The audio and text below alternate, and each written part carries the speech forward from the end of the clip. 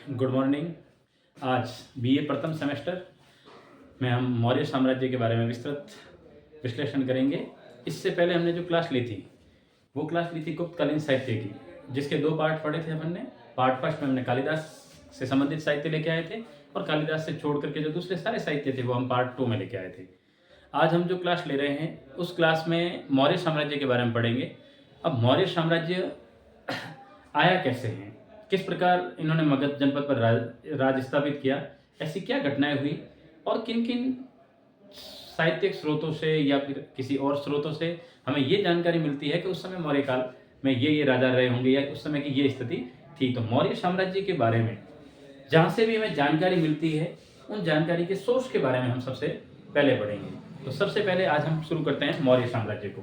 जो मौर्य साम्राज्य है, अगर उसको देखें यथा स्थिति, तो ये 323 ईसा पूर्व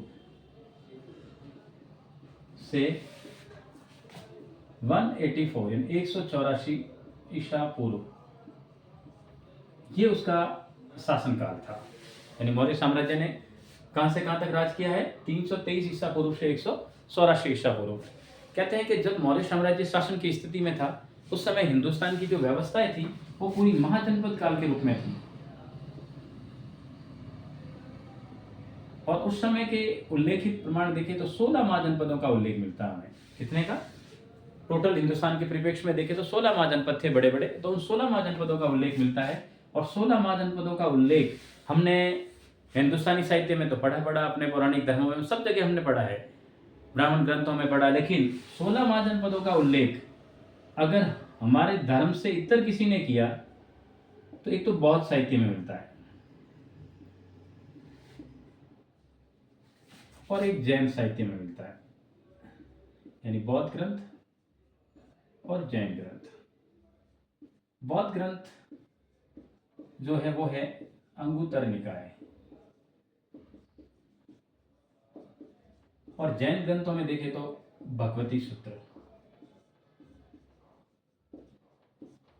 तो हमारे पास दो ग्रंथ ऐसे हैं, एक बौद्ध ग्रंथ अंगुत्तर निकाय और एक जैन ग्रंथ भगवती सूत्र। इन दोनों में ही 16 महाजनपदों का उल्लेख मिलता है। और इन 16 महाजनपदों में एक जनपद था मगध, सबसे शक्तिशाली जनपद था उस समय का। और कहा जाता है कि यहाँ हर्यक वंश से लेकर के मौर्य वंश तक, हम हर्यक वंश से शुरुआत माने अगर, तो वहां से लेकर के ये आए। और इस मगध ने अपनी राजधानियां चेंज करते रहे। प्रारंभिक राजधानी इसकी गिरिवज्र थी। कहां थी? फिर ये राजगीर, जिसको राजगृह भी कहते हैं, आए। और फिर अंतिम में आए पाटलिपुत्र। उदयन नाम का एक राजा था, उसने अपनी राजधानी पाटलिपुत्र लेके आया। तो इस प्रकार 3 राजधानियां शिफ्ट हुई मगध की। प्रारंभिक गिरिवज्र थी, बाद में राजगीर राजगृह आए और फिर पाटलिपुत्र तक आए। अब पाटलिपुत्र उदयन लेकर के आया था और ये अंतिम समय तक इनकी राजधानी रही। वर्तमान में ये पाटलिपुत्र बिहार की राजधानी पटना कहलाता है, वही शहर था। अब देखो, यहाँ जो राजधानियां चेंज होती हुई पाटलिपुत्र पे आई, तो जिस समय हम ये इतिहास पढ़ रहे हैं इस समय मगध का राजा, मगध पर जो शासन था वो था नंद वंश का। और इस समय नंद वंश का अंतिम राजा घनानंद शासन कर रहा था। तो राजा कौन था भाई? मगध का राजा घनानंद था। और इसी का एक प्रधानमंत्री था जिसका नाम था चाणक्य। यही चाणक्य कौटिल्य कहलाता है और यही विष्णुगुप्त भी कहलाता है। तो आपको पूरा याद रखना है, विष्णुगुप्त कौन था, कौटिल्य कौन था, चाणक्य कौन था। तो घनानंद के संदर्भ में इसको पढ़ना है। ये बातें आपको विशेष याद रखनी है। हम अभी मौर्य साम्राज्य की तरफ आने हैं। मौर्य साम्राज्य के बारे में हम चंद्रगुप्त मौर्य से शुरुआत करेंगे, जो 323 ईसा पूर्व में राजा बनता है। अब वो किसको हरा करके राजा बनेगा? नंद वंश के शासक घनानंद को। लेकिन क्या स्थितियां रही ऐसी, तो उसके बारे में पढ़ेंगे। लेकिन उसके बारे में पढ़ने से पहले हम पढ़ते हैं कि मौर्य साम्राज्य की जानकारी हमें मिली कहां से। ठीक है, तो अब जानकारी के बारे में पढ़े, फिर उसके बाद में हम घनानंद और उनको पढ़ेंगे कि भाई चंद्रगुप्त मौर्य आया कैसे है। तो सबसे पहले पढ़ते हैं मौर्य वंश की जानकारी के स्रोत के बारे में।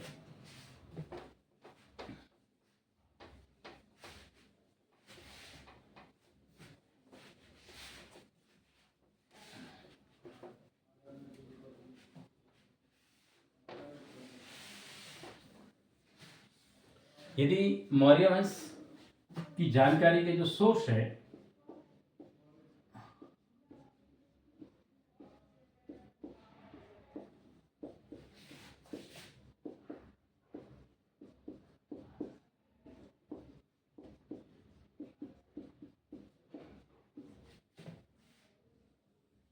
तो उन स्रोतों के बारे में पढ़े तो सबसे पहले तो हमारे पास पुराण है।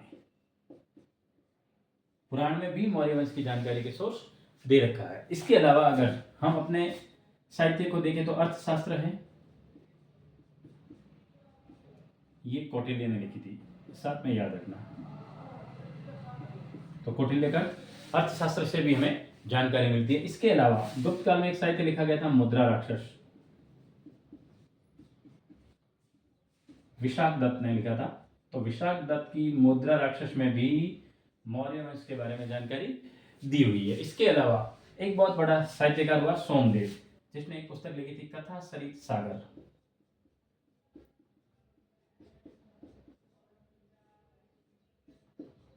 सोमदेव का कौन सी थी?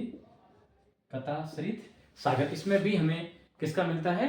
मौर्य साम्राज्य की जानकारी के स्रोत के बारे में पूरे स्रोत दे रखे हैं। एक सबसे बड़ा और इंपॉर्टेंट ग्रंथ है महाभाष्य, ये पतंजलि ने लिखा था। तो पतंजलि का महाभाष्य में भी इनकी जानकारी के सोर्स है। तो ये सारे सोर्स हमें जानकारी देते हैं मौर्य वंश के बारे में कि मौर्य वंश की स्थिति क्या थी, कैसी स्थिति में उन्होंने शासन किया, कौन कौन राजा रहे और क्या उस समय की प्रशासनिक स्थितियां रही होगी। इसके अलावा हमें यदि हम देखें अपने धर्म से इतर अगर किसी बारे दूसरे के बारे में देखें तो बौद्ध साहित्य आता है। बौद्ध साहित्य बड़ा फेमस हुआ था। तो बौद्ध साहित्य में हम देखें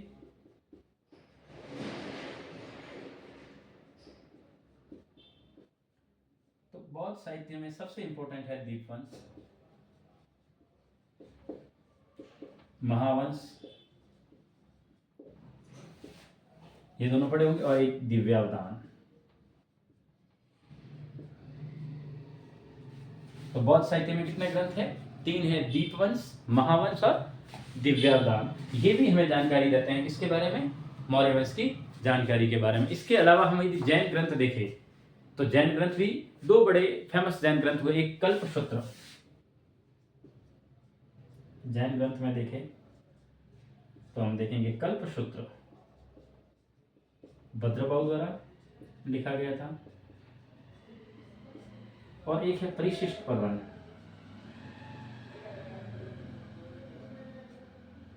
ये जो परिशिष्ट पर्वन है ये लिखा गया था हेमचंद्र द्वारा। तो आपको याद रखना, परिशिष्ट पर्वन हेमचंद्र ने और कल्पसूत्र भद्रबाहु ने। इनसे भी हमें जानकारी के सोर्स प्राप्त हुए हैं। इसके अलावा यदि हम यूनानी शासकों के बारे में बात करें या यूनानी साहित्यकारों के बारे में बात करें तो इन्होंने भी बड़ा रोल निभाया है। अगर यदि यूनानी साहित्यकारों के बारे में हम बात करें तो आपने नाम सुना होगा स्ट्रेबो,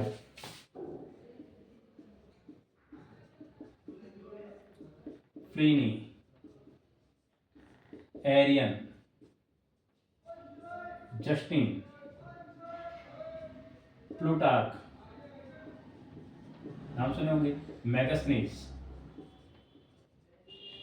ये सारे के सारे साहित्यकार हैं। इनसे भी हमें जानकारी मिलती है इनकी मौर्य वंश की। इसके अलावा यदि हम ज्यादातर देखें तो हमारे पास बड़ा प्रमाणिक स्रोत है और वो स्रोत है पुरातत्व। पुरातात्विक सामग्री होती है वो पुरातत्व के बारे में। और पुरातत्व में हम देखें तो सबसे बढ़िया जानकारी का स्रोत है अशोक के अभिलेख, यानी अशोक के अभिलेखों से भी हमें मौर्य साम्राज्य की जानकारी का मौर्य साम्राज्य की पूरी जानकारी मिलती है। ये हमें विशेष करके याद रखना। तो ये सारे के सारे सोर्स है जहां से हमें मौर्य साम्राज्य का इतिहास प्राप्त होता है कि भाई क्या इतिहास रहा होगा, क्या स्थितियां रही होगी, उनके बारे में ये सारी बुक साहित्य भी लिखे हुए हैं। इसमें हम अपने हिंदुस्तान का साहित्य देखें तो ये है बड़े बड़े, बौद्ध साहित्य भी दिया, जैन ग्रंथ भी दिए हैं, यूनानी इतिहासकार कौन आए उन्होंने भी नाम दिए हैं कि भाई इन्होंने भी लिखा है, और पुरातत्व में अशोक के अभिलेखों का भी वर्णन है। तो ज्यादातर अपने को यही ध्यान रखना है कि किन किन ने साहित्य में योगदान दिया और उनके जरिए उन्होंने मौर्य साम्राज्य का उल्लेख किया या नहीं किया अपने ग्रंथों में, और जिन्होंने किया उनको हमने पढ़ा क्योंकि वही मौर्य साम्राज्य की जानकारी के स्रोत है हमारे पास। तो ये तो है मोटे मोटे तौर पर हमें क्या मिला, जानकारी के जो स्रोत है वो स्रोत प्राप्त हुए अभी तक। अब हम पढ़ते हैं मौर्य वंश के बारे में कि मौर्य वंश आया कैसे। जहां से मैंने छोड़ा था घनानंद के बारे में वहां से अपन पढ़ना शुरू करते हैं।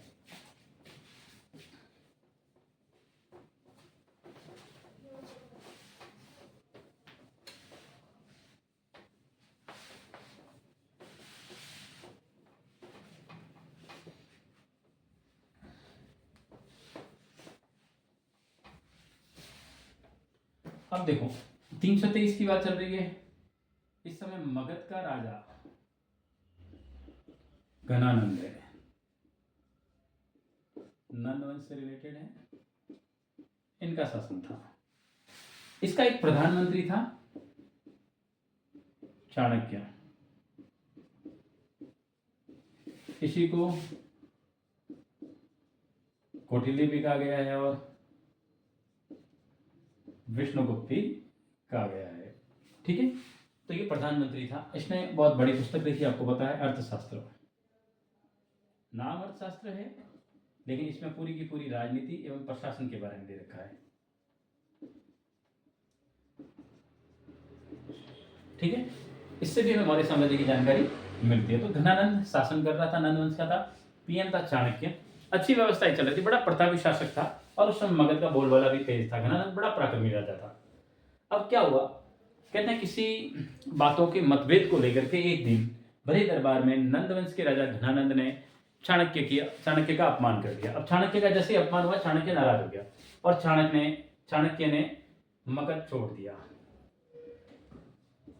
अब चाणक्य ने मगध छोड़ा तो चाणक्य ने एक प्रण लेकर के छोड़ा था कि जब तक मैं इस घमंडी घनानंद का अंत नहीं करवा देता, इसे राजगद्दी से हटा नहीं देता, तब तक मैं जो उसने सिर पे एक चोटी रखा करता था उसकी गांठ बांध दी। कहते हैं ये गांठ नहीं खोलूंगा कभी। तो वो प्रण लेकर के निकला और उसने प्रण लिया घनानंद को हटाने का। पर घनानंद को हटाना कोई छोटी मोटी बात नहीं थी। उस समय 16 महाजनपदों में मगध एक था, बाकी वाले 15 जनपद भी उसके खिलाफ एकजुट नहीं हो पा रहे थे और कोई उनकी तरफ आगे नहीं बढ़ रहा था। पर चाणक्य को यह बदला लेना था। चाणक्य प्रधानमंत्री रहा हुआ है, मगध की सारी जानकारियां उसे प्राप्त है, लेकिन सेना चाहिए, एक आक्रमणकारी चाहिए। कौन मौत के मुंह में हाथ डालेगा भाई? तब कहते हैं कि चाणक्य, जब भी कोई बुरी स्थिति आती है, हम अपने ग्रह की ओर प्रस्थान करते हैं, जहां हमारा बैकग्राउंड रहा हुआ है, जहां हमारे आधारभूत रहा हुआ है, हम वहीं जाएंगे। तो चूंकि पूर्व दिशा की तरफ था पाटलिपुत्र, अब ये वापिस तक्षशिला का स्टूडेंट रहा हुआ है चाणक्य, तो कहते हैं वापिस अपने तक्षशिला की तरफ बढ़ा। और जब वो तक्षशिला की तरफ बढ़ा, तब हिंदुकुश पर्वत के आसपास उसे एक नवयुवक मिला। तो कहते हैं उस नवयुवक से बड़ा प्रभावित हुआ और वही नवयुवक था चंद्रगुप्त। कौन था? चंद्रगुप्त मौर्य। बड़ा वीर आदमी था, पराक्रमी था, बुद्धि में भी तेज था। तो कहते हैं इसको देख करके चाणक्य प्रभावित हो गया और उसने प्रण ले लिया मन ही मन कि मैं कैसे भी करके चंद्रगुप्त की मदद से घनानंद को हटाऊंगा। पर ये जो चंद्रगुप्त है वो उस समय छोटे छोटे कबीले थे, उस समय उनका सरदार था, बड़ा प्रभावित था, उसके दोस्त और उनका बड़ा सरगना था। जब कौटिल्य उनसे मिला, चाणक्य ने उसे बताया ये बात है कि घनानंद को पराजित करना, तो एक बार तो सारे उसके दोस्त अवाक रह गए। कभी कैसे चंद्रगुप्त मौर्य एक छोटे से कबीले का आदमी है, वो कैसे घनानंद को हरा देगा? यानी एक प्रकार से रिस्क लेनी है कि मौत है सामने।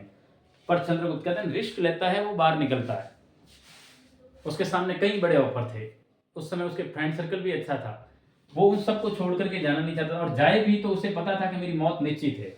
99% तो ये तय था कि वो घनानंद को नहीं हरा सकता, लेकिन फिर भी वो तैयार हुआ है। तो उसने रिस्क लेने की सोची और उसको चाणक्य ने एक मंत्र दिया था कि यदि तुमने रिस्क नहीं ली तो तू जहां तक सीमित है वहीं तक का प्रभाव रख पाएगा, उसके आगे तेरा प्रभाव नहीं पड़ेगा। लेकिन रिस्क लोगे तो हो सकता है कि दुनिया तेरा इंतजार कर रही हो, तेरा नाम यश में आ जाए। तो कहते हैं आगे बढ़ो, हिम्मत करो, अगर सक्सेस हो गए, सफल हो गए तो दुनिया याद करेगी, नहीं तो ये स्थान तो वापस है ही। तब कहते हैं चंद्रगुप्त मौर्य ने भी सोचा कि चलो रिस्क लेते हैं, लेकिन जान जोखिम में थी। चंद्रगुप्त मौर्य ने रिस्क ली, चाणक्य की सहायता से सीधा पाटलिपुत्र पहुंच गया, राजमहलों में पहुंच गया और उस घनानंद को मार दिया गया। अब ये कोई छोटी बात नहीं थी भाई। और घनानंद को पराजित करते ही मगध पर अधिकार किसका हो गया? चंद्रगुप्त का। और चंद्रगुप्त ने अपने ही वंश से नए वंश की शुरुआत की और वो था मौर्य वंश। और उसने अपना पीएम बनाया वापिस चाणक्य को। ध्यान रखना, चाणक्य घनानंद का भी प्रधानमंत्री था, चंद्रगुप्त का भी था, और बाद में चंद्रगुप्त के मौर्य के बेटे बिंदुसार के शुरुआती दिनों में भी प्रधानमंत्री रहा। तो ये तीन राजाओं के काल में प्रधानमंत्री रहा हुआ है, घनानंद, चंद्रगुप्त मौर्य और बिंदुसार के समय। तो अब चाणक्य प्रधानमंत्री बन गया, सारी व्यवस्था इसको देखनी है। चंद्रगुप्त मौर्य राजा बन गया और ये कब बना? 323 ईसा पूर्व में। अब सोचो, अगर चंद्रगुप्त उस समय सरेंडर कर जाता, बाहर नहीं निकलता, हिम्मत नहीं करता उनके साथ आने की, तो आज कौन इतिहास में चंद्रगुप्त को याद करता? पर चंद्रगुप्त ने जीवन में रिस्क तो ली। उसके समय कुछ ऐसी घटनाएं भी हुई, संयोग से वो उसी समय हुई, जिसके लिए भी चंद्रगुप्त मौर्य को बहुत यश मिला। अब चंद्रगुप्त मौर्य ने क्या किया? जब चंद्रगुप्त मौर्य ने राज्याभिषेक हुआ उनका, तब वो 25 वर्ष के थे। तो 25 वर्ष की उम्र में 323 ईसा पूर्व में इनको मगध की राजगद्दी प्राप्त हो गई। अब इसके बाद उसने राज्य का विस्तार शुरू किया और विशेष करके उसने अपने प्रशासन को अच्छे से संभालने के लिए प्रशासनिक केंद्रों की स्थापना की। किसकी की? और जो प्रशासनिक केंद्र थे वो टोटल 5 प्रशासनिक केंद्र उसने बनाए। अब जो 5 प्रशासनिक केंद्र उसने बनाए हैं वो प्रशासनिक केंद्र 5 कौन से हैं? सबसे पहला उसने बनाया तक्षशिला, यानी मौर्य साम्राज्य को 5 भागों में बांटा है। उसके बाद यदि हम देखें तो एक देखना है उज्जैनी, जो उज्जैन। तीसरा देखें तो तोषली, चौथा सुवर्णगिरी और पांचवा तो अपने है ही पाटलिपुत्र। यानी कि अच्छे से व्यवस्था कैसे संभाली जाए इसके लिए उसने अपने राज्य को छोटे छोटे भागों में डिवाइड कर दिया और पूरे मौर्य साम्राज्य को 5 भागों में बांट दिया। तक्षशिला जो है वो उत्तर दिशा में था, तो ये उत्तरापद की राजधानी हो गई। उज्जैन पश्चिम की हो गई, तोषली पूर्व की हो गई, सुवर्णगिरी दक्षिण की हो गई और मध्य में तो पाटलिपुत्र था। और ये तो मुख्य हेडक्वार्टर भी था, मुख्य केंद्र भी था, क्योंकि मगध जनपद की राजधानी भी यही थी। इस प्रकार उसने अपनी व्यवस्था संभालने के लिए ये सारे प्रयत्न किए। लेकिन इनके जीवन में सबसे बड़ी घटना होती है 305 ईसा पूर्व में। ये बात याद रखना। अब कौन सी होगी? 305 ईसा पूर्व। हम देखो यहाँ संख्या उल्टी चल रही है। आप 323 से 184 पढ़ रहे हो, फिर 323 से मैं 5 में आ रहा हूं, तो ये ध्यान रखना ये ईसा पूर्व में है और ईसा पूर्व में संख्या बैक चलेगी। तो अब 305 ईसा पूर्व में उसके जीवन में सबसे बड़ी घटना होती है और वो घटना होती है उस समय एक यूनानी आक्रमण हुआ